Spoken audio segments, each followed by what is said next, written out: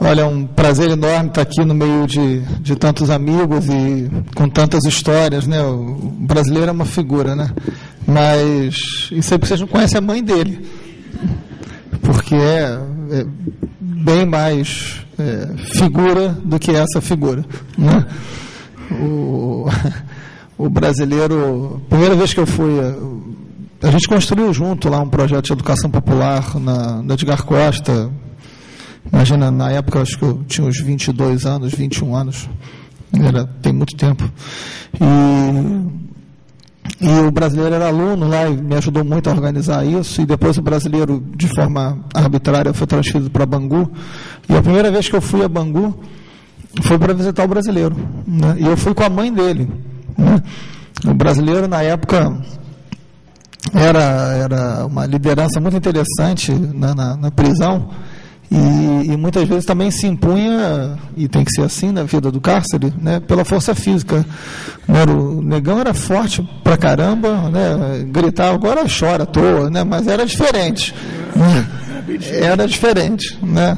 Fizesse isso na cadeia, dançava. Mas ele era parrudo. E aí, muito engraçado, porque eu entrei imagina, era fevereiro, no verão, em fevereiro, né? Então Bangu é aquele clima ameno, né? Que se caísse um ovo no asfalto, fritava. E a gente entrou na cadeia, o brasileiro organizando a cadeia toda, e a mãe dele, né, entra comigo na cadeia e dá-lhe uma bronca, né? Porque ele tinha esquecido alguma coisa, eu não lembro se faz muito tempo, mas ele tinha esquecido alguma coisa, ela dá uma bronca na frente de todo mundo, fala, você não repita isso, você senta aqui, você fica quieto. E eu fiquei olhando aquilo e a massa carcerária toda olhando aquilo, e ai dele se levantasse a cabeça, né, diante daquele momento. Mas, enfim, estar aqui hoje com o brasileiro é porque valeu muito, né? Todas as lutas, todos os acúmulos, todas as pessoas, todas as derrotas, né, que tivemos, não foram poucas também, né, Márcia?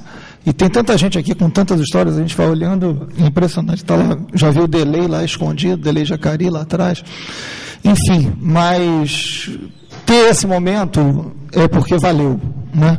Valeu cada momento, valeu cada instante, cada insistência, cada reunião interminável, né? Cada briga, isso é extremamente importante.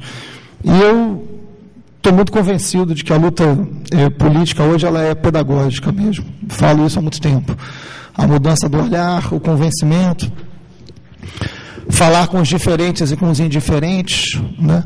Buscar ampliar, porque esse debate de enfrentamento à tortura, esse debate de garantia dos direitos humanos é um debate que a gente está perdendo na sociedade.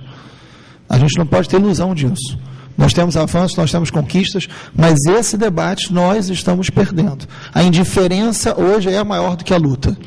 Uma parcela significativa da sociedade acha que tem que reduzir a idade penal, por exemplo, né? Então esse é um debate que nós nos sentimos bem no meio dos mesmos, mas é um debate que no conjunto da sociedade a gente está perdendo, né?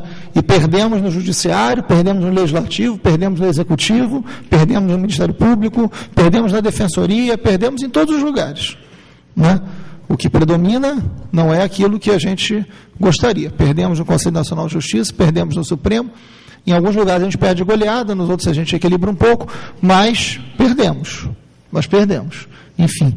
E aí a gente precisa pensar não só as nossas certezas, não só as nossas convicções, mas as nossas estratégias, né?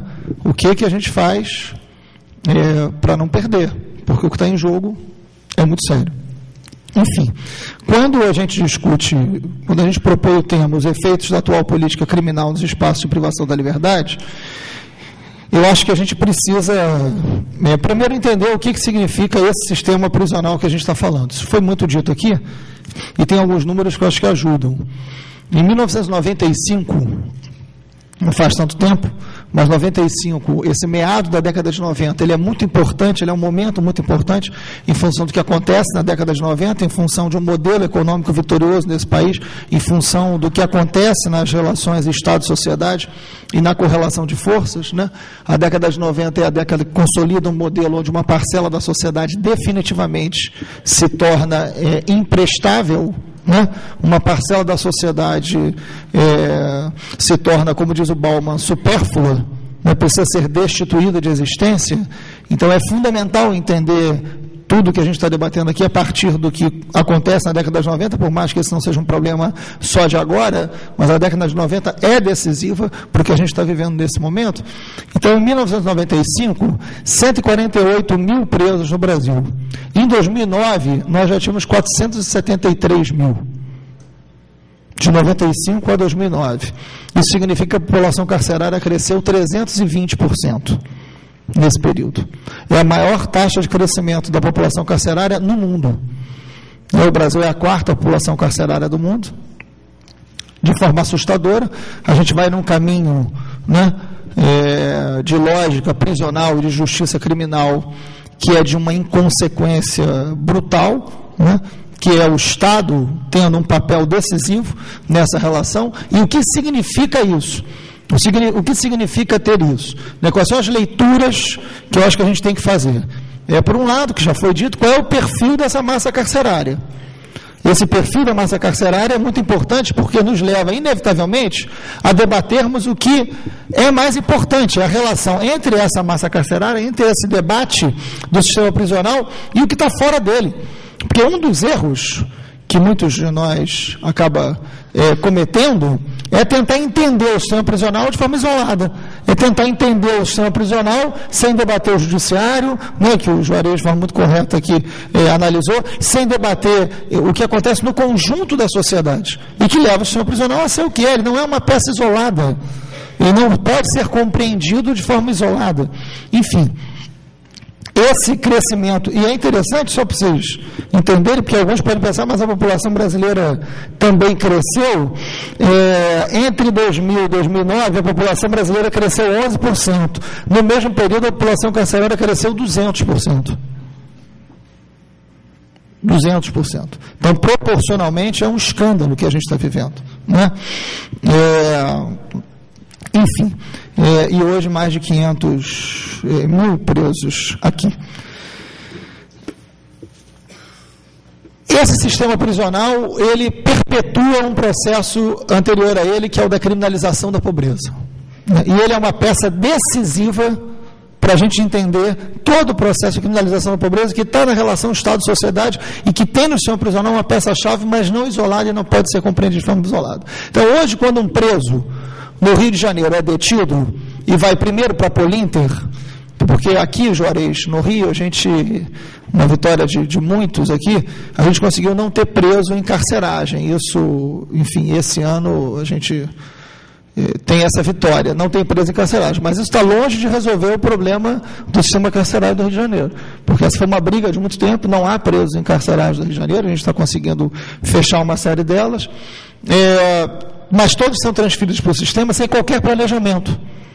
Então não tem a construção da casa de custódia, não tem um judiciário que entende que seu papel deveria ser outro, então não tem uma ampliação das penas alternativas, você tem a superlotação, que antes era dos cárceres das delegacias, sendo transferido para o cárcere do sistema prisional sem qualquer planejamento. Então hoje, quando a gente visita o Ari Franco, que sempre foi o horror dos horrores, ele está muito pior do que em qualquer outro momento, né? Então, enfim, em breve a gente não tem muita clareza do que vai acontecer, mas a chance do sistema prisional explodir é muito grande, porque transferiram apenas o problema de endereço, né? Sem qualquer planejamento e sem pensar com um conjunto de poderes a consequência disso. Enfim, é uma vitória acompanhada de uma enorme preocupação.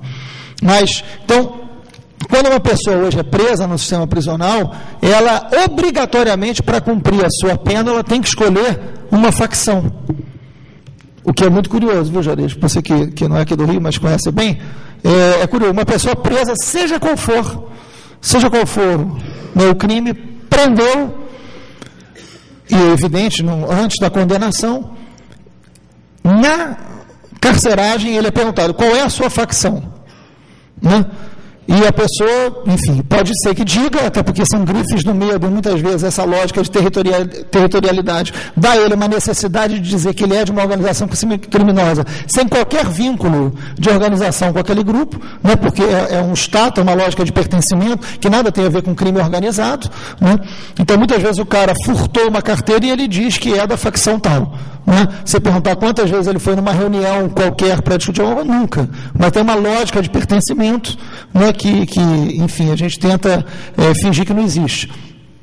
E, ao mesmo tempo, se a pessoa diz, não tenho, não sei, né, porque realmente não tem, porque é um crime avulso, porque é essa a criminalidade que se enfrenta, por outro lado, é a lógica do tolerância zero, é a lógica do choque de ordem, né, que poderia ser substituído por um choque de democracia, né, mas está em jogo isso. Então, e nesse momento você tem o cara dizendo o seguinte, olha, não tem uma facção. O Estado, na figura do seu agente, consolidando um discurso oficial, diz, mas onde você mora? Qual é o território? E aí você diz de onde é, e a partir daí você é classificado numa facção. Eu visitei na época, tem muitos anos, a gente tem muito tempo de militância, né? E eu estava visitando a Polinter da Praça Mauá, que a gente conseguiu desativar já há bastante tempo, e que era, sem dúvida, o pior de todos os cárceres do Rio de Janeiro, né? Você tinha preso morcego, né? Como os próprios presos chamavam, que eles ficavam amarrados no teto, porque não cabia, todo mundo com o pé no chão. Eu vi, né? Se ninguém me contou. E lá, eu visitando, os presos me falaram assim, ô professor, pô, o negócio está feio, agora estão botando aí carimbo na nossa ficha, dizendo que a gente é de facção. Pô, não sou de facção nenhuma. Aí eu achei que estava exagerando, continuei visitando as celas, e a mesma história foi aparecendo em várias celas. Aí eu falei, bom, não é possível. Aliás, você tem, na fiscalização das prisões, eu fiz durante muitos anos, se você quer saber se uma história é verdadeira ou não, é só ver se ela se repete em lugares que não tem diálogo, é batata, não tem como não ser verdadeira. E aí eu fui na administração e perguntei, o que está acontecendo? Como é que vocês estão classificando os presos dentro do sistema prisional? Ela falou, não, aqui é muito difícil classificar, mas a gente inventou um negócio muito bom, né? A gente descobre qual é a facção deles e a gente bota um carimbo. Aí eu falei, pô, é verdade, né? Aí eu falei, posso ver o carimbo? Porque essa ideia é genial. Aí o cara foi, carimbou numa folha, eu peguei e aí saiu na primeira página do Globo, né? Porque nós botamos. E aí tem caiu toda a direção, enfim. O jornal é antigo, como dá para ver. 2005. A gente guardou. Aqui tem uma foto do que era a Polinter, que é também impressionante. Vale a pena ver, vale guardar, né, Tânia? E aí o carimbo tem o seguinte, a gente tem que usar, né? Porque os caras falam mal da gente todo dia. Quando a gente pode usar como instrumento nosso, é bom, né? É saber. Aí diz o seguinte, declaração. É cópia do carimbo, isso aqui. Assumo total responsabilidade sobre minha integridade física ao optar em permanecer no xadrez, o qual predomina a facção denominada Comando Vermelho. Isso é um carimbo do Estado. Isso é um carimbo do Estado. Enfim, simboliza perfeitamente o que eu estou chamando de criminalização da pobreza institucionalizado, carimbada, né? Essa é a criminalização da pobreza carimbada, né? Literalmente carimbada. E aí toda a sua pena vai ser cumprida na lógica daquela facção. Então, dependendo da facção, às 6 horas da tarde você tem que rezar Ave Maria, né? Isso tá na LEP? Não está na LEP, mas está no dia a dia das prisões, não é, brasileiro?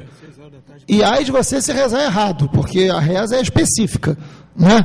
Então, e você tem todo um mundo da lógica de pertencimento que o sistema reproduz.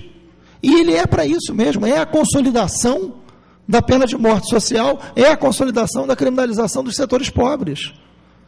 E para isso ele é eficaz, ele é extremamente eficaz. É isso que está em jogo. Agora, enfim, e é curioso a construção do discurso que o Juarez falava, porque uma das coisas, conversando muito com os agentes prisionais, que precisam ser ouvidos, né, que precisam, enfim, ser chamados para esses debates, são pessoas importantes de também ser construído junto com eles a resistência, assim como a polícia, né, senão a gente perde uma dimensão de classe na hora de olhar para isso, né, mas o Juarez falava do Tropa de Elite, e eu participei uma vez de um debate no BOP, não foi muito fácil, mas era um debate sobre direitos humanos no BOP, eu fui chamado e fui, né? E eu, enfim, provocava o BOP numa frase que eu falei, alguns de lá repetem até hoje, que é homens de preto matando homens pretos, quase todos pretos, né? Eis a desgraça carioca. Mas, enfim, não perder essa perspectiva é fundamental, né? Para questionar essa estrutura por dentro. Mas também. Mas essa lógica prisional só pode ser compreendida se for compreendida a partir de elementos que estão fora dela e que dão esse sentido a ela. Então, quando você pensa na lógica da tolerância zero citado pelo Juarez e na produção dos discursos, dentro dos agentes penitenciários, por exemplo, é muito comum eles se referirem ao preso como indivíduo, elemento, indivíduo, elemento, né? Você vai criando categorias de linguagem que é fundamental para você despersonificar, para você desumanizar, né? E isso é decisivo para legitimar esse processo absolutamente violento de não identidade ética com aquele. Isso é feito pelos agentes do Estado, mas isso de alguma maneira tem uma sintonia muito forte com o conjunto da sociedade. Essa despersonificação do outro é decisivo para criar uma hegemonia nessa lógica da criminalização da pobreza, e que o Bauman trabalha com a produção do medo, que é fundamental. A produção do medo é decisiva para uma lógica de um Estado que tem na tortura ainda um instrumento de controle, um instrumento de ação. Porque a tortura, a repressão, né, a segregação, né, o espancamento, o isolamento acontece com o outro, acontece com aquele que é preciso ser protegido dele. Por isso que essa luta é pedagógica. É o outro, por mais que ele seja absolutamente próximo e igual a você. É isso que justifica o Estado poder operar com o Caveirão, que é esse carro blindado, né, aqui no Rio de Janeiro muito forte, né, que atua 100% das vezes nas favelas e atua todos os dias. Eu participei de um debate fora do Brasil, que eu peguei uma imagem do Caveirão, eu gosto de contar isso porque é muito curioso e é engraçado. Eu peguei uma imagem do Caveirão entrando nas favelas, que aparecia o símbolo do BOPE, a caveira, né, o carro, e ele entrava numa favela, tem imagens disso, ele entrava numa favela atirando para tudo quanto é lado, e o alto-falante dizia: sai da frente e vim buscar sua alma, né? E eu passei só essa imagem do documentário que eu levei para o debate fora do Brasil, passei essa imagem. Era numa universidade, e aí eu abri para que os jovens comentassem, e eu falei: olha, essa é uma imagem do Rio de Janeiro atual, isso acontece todos os dias no Rio de Janeiro, né? Porque fora do Brasil a imagem do Rio de Janeiro evidentemente não é essa, né? E aí, um silêncio, aí uma jovem levantou a mão e falou: professor, só queria fazer uma pergunta para entender. Um carro desse tamanho, preto, atirando desse jeito, falando isso, por que a polícia não vai lá e prende?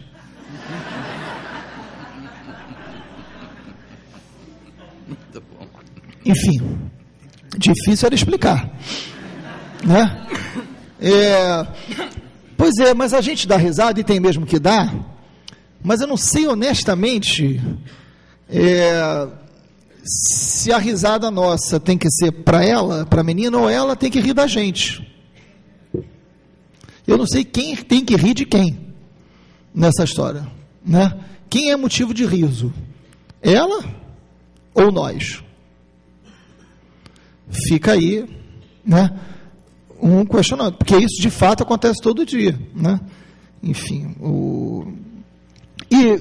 aí eu acho decisivo a gente entender que o sistema prisional só pode ser compreendido na sua perplexidade, né, enfim, diante da perplexidade que nos oferece, né, e diante da complexidade que tem, se a gente entender que ele tem uma relação direta com a produção e a necessidade de ordem. O debate sobre a ordem, o debate sobre o controle na sociedade é fundamental, a manutenção de uma ordem, né? E a manutenção de uma ordem de classe. Isso é decisivo para a gente entender por que está preso quem está preso. Porque ao mesmo tempo que a gente tem um extermínio da nossa juventude nas ruas, o número de jovens pobres negros sendo mortos por armas de fogo no Rio de Janeiro supera qualquer país em guerra.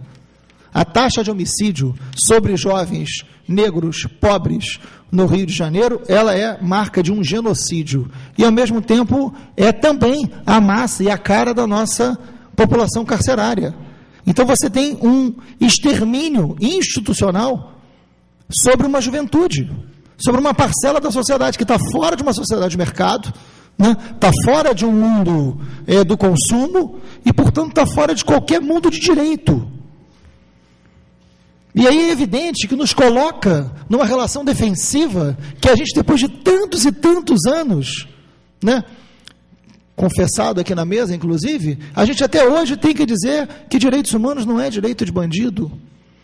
Essa lógica míope, tosca, tacanha, né? Mas porque, na verdade, a quem nós nos dirigimos e o debate que fazemos é porque foi negado a eles, ou a esses setores, realmente a ideia de serem pessoas. Então não se discute o direito, não se discute a cultura de direitos, não se discute a possibilidade de direito, porque foi negado a existência como pessoa, como gente. E aí ficamos nós na contramão, né, dessa hegemonia muito forte, controlada, e que precisa de legitimidade. Né? Então, quando tem uma matéria, eu estou concluindo, eu juro, quando tem uma matéria, né, do mesmo jornal, dizendo, em Ipanema, vida num bueiro, é uma matéria de página inteira, aí de banhistas são surpreendidos por menores que saem drogados do buraco do calçadão. E a reportagem inteira era do absurdo que representava aos banhistas de Ipanema os garotos que viviam num bueiro saírem e atrapalharem o banho dessas pessoas em Ipanema. A matéria não diz, mas quase que fala, por que saem do bueiro? Por que saem do bueiro? Nenhuma linha sobre o porquê vivem no bueiro, por que estão no bueiro, como foram parar no bueiro, qual o seu nome, guri? De onde você vem? Provavelmente vem do bueiro. Né? É essa lógica que está em jogo. É essa lógica que está em jogo. É pedagógico mesmo. E a gente tem que entrar, sim, com firmeza, debatendo isso no Poder Judiciário, no Ministério Público, na Defensoria, no Legislativo, nas universidades, nas igrejas. Nós precisamos criar instrumentos, porque temos muita convicção do que falamos, temos história, temos militância, mas estamos na contramão de uma lógica que pede um Estado cada vez mais perverso, cada vez mais violento, cada vez mais instrumento desta ordem que não pode ser questionada. Né? Enfim, para terminar, eu já passei do meu tempo, e tem a ver com o que foi dito aqui por todos nós, mas uma fala que eu gosto muito, que diz assim: depois de aprender a soletrar mamãe e papai, e talvez lua, as crianças do mundo inteiro aprenderão a soletrar pessoa. E numa canção de ninar com música herdada de Milton Nascimento ou de uma flauta andina, as crianças do mundo inteiro cantarolarão. P de povo, E de esperança, S de solidariedade, e aí são dois, porque é plural, O de oração, e A de amizade, alegria e amor. E a criança judia dirá aleluia. A criança cristã dirá amém. A criança muçulmana dirá Alá. A criança indígena cantará Sayudi. E a criança negra gritará Axé.